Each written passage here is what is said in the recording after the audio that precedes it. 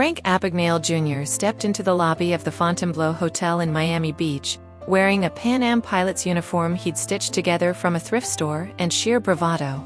He was 16 years old, baby-faced but sharp-eyed, armed with nothing but a forged ID and a lie so audacious it shimmered like heat off the tarmac.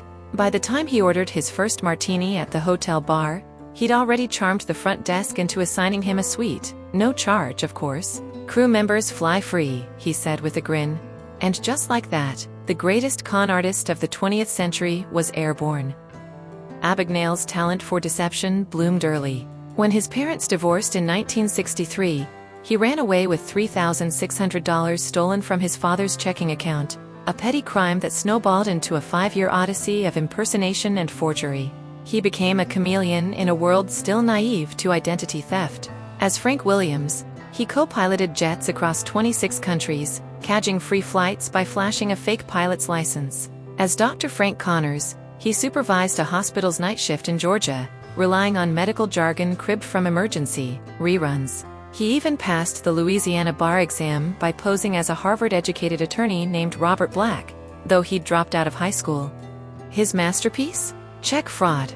Abagnale hacked the Micker numbers on bank checks, printing $2.5 million in near-perfect forgeries. He'd stride into banks dressed as a chauffeur, cashing fake payroll checks for movie studios. "Security was a joke back then," he later admitted.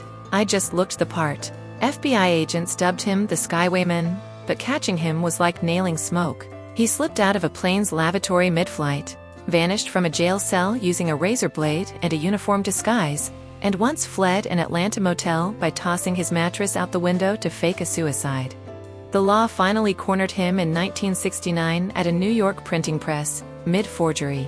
Extradited to France, Sweden, and Texas, he served less than 5 years before the FBI recruited him.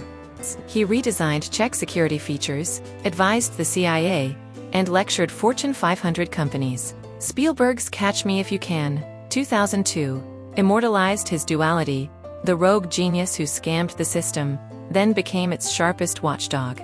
Today, at 75, Abagnale remains a paradox, a reformed felon who calls his crimes unforgivable yet profits from their retelling. His story isn't just about outsmarting authority, it's about the seduction of the lie itself, the thrill of becoming someone else in a world that still believes in titles, uniforms, and the myth of legitimacy.